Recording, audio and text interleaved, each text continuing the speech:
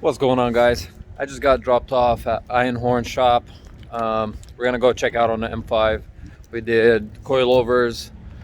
We refreshed the differential. One of the bushing was bad, so we refreshed all of them, and we stiffened the sway bars, the rear and the front. So let's go check and see where the car is at right now. All right, car's on the lift.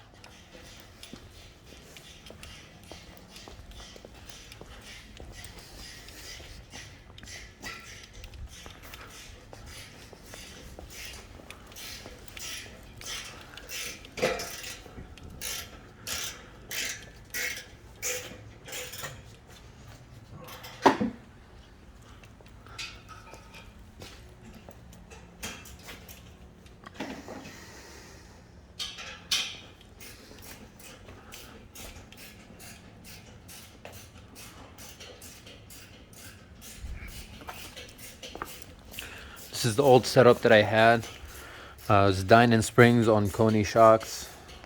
It was horrible for drifting. Great for street use.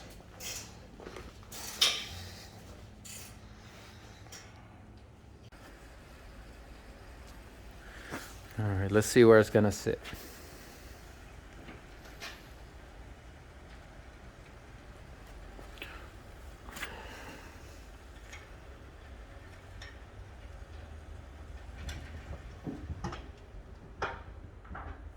Okay, perfect.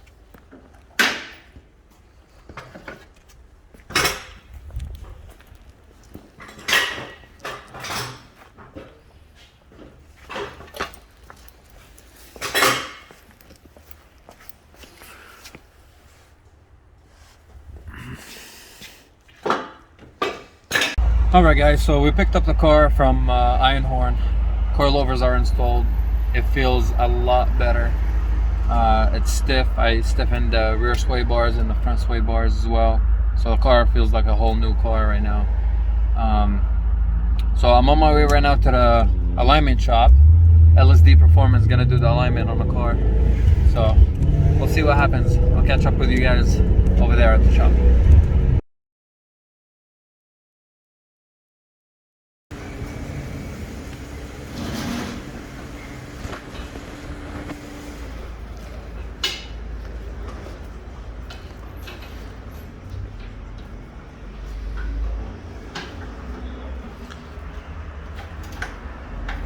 What's going on, guys? All right, so we just got the LSD Motorsports, and we're gonna talk to my boy Mike right here. He set me up with the tires, and we're gonna find out what happened with the federal tires that I had on the car that delaminated.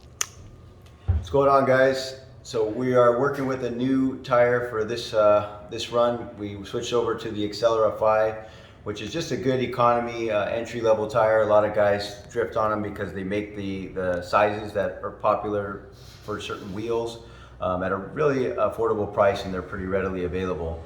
They have a pretty good track record of doing okay for entry-level drifting, and compared with the Federals, they don't really have as they're really not as grippy of a tire, so there's less chance for overheating, and just they tend to do what they're designed for.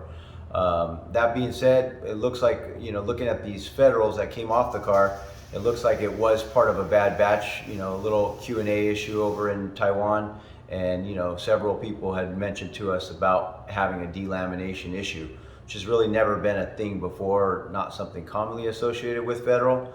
But of course, as you know, with drifting and high horsepower cars and high heat, there's always that potential for something like that to go wrong. We've already addressed it. We've been told by Federal and NA that the factory has addressed the issue, and that shouldn't be reoccurring. So we're going to see how it goes with these Acceleras, and then we'll keep you in touch for the next time around. Thanks, Mike. Appreciate it, bro. You got it. All right, guys. So we're gonna load the car up with the tires and get out of here, and that's it for the prep. Tomorrow's the event, and we'll catch up at that time and see what happens. Catch you guys later. All right, guys. I'm back at Jet's shop right now. We're on the last stages of putting this car together. So let me show you around. So what we're gonna do is we're gonna put this back cover on, and leave the speakers out and the speaker covers out. Where are they? Somewhere in here. Oh, right there. We're gonna leave those out because to reach the dampening adjuster I have to go through here, and the speaker box, this thing right here, covers it. And also the design of this car is it's tucked all the way down here, so I'm gonna leave this open for now so we can fine-tune it while we're at the track before I lock it in and close it up. And yeah, we're gonna put it together and see what happens. Unfortunately, I lost all the footage of the seat install during the process of transferring it from the GoPro to the laptop. It got distorted and just I couldn't use that footage anymore. So here's a quick view of what we did. So we got Bird Lomax Gias V2 reclinable seats, and we used the Corbro seat brackets that are sliders. Again, this is a daily driver. It's not a full track car, so I want a little bit of comfort. So we can get a reclinable back and a slider so we can move it front back. We did have to make brackets. This slider was supposed to be universal, but I think because the seat is a reclinable seat, the base of it is a little bit wider than normal bucket seats. So we had to make some brackets for it. Unfortunately, I lost all that footage. I had some footage of the install. And what we did here on this side, we mounted a fire hydrant.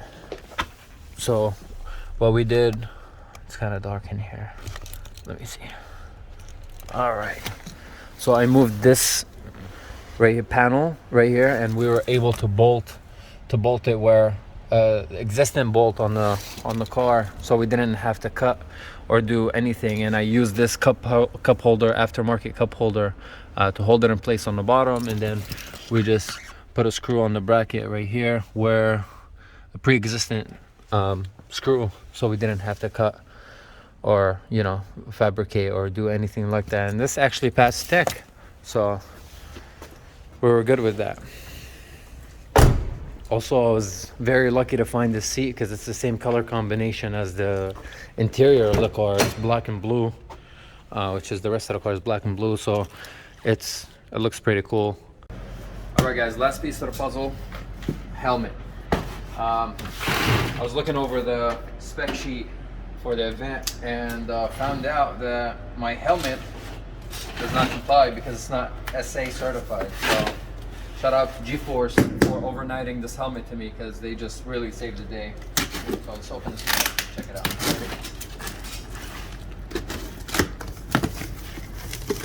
All right.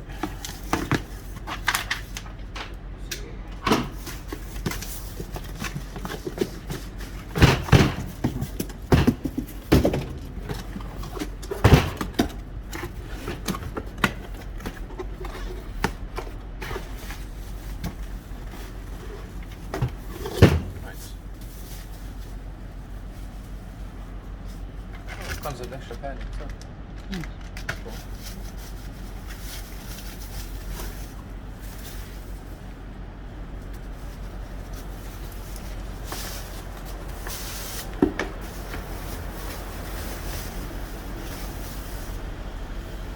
Here it is. That's pretty sick. So what makes this helmet different from other helmets is it's not a motorcycle riding helmet. This is actually a road racing helmet, which is what's required for track driving. Because this one is SA certified, that means it's fireproof. So that's the only difference why we had to buy this one. But looks cool. All right, this is the last piece of the puzzle. So we're done with the prep. The car's ready. So we're gonna go tomorrow and we'll film, and then we'll post that video up next, and we'll see what happens. So wish me luck.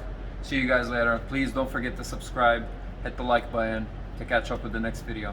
Thank you guys. Have a good day.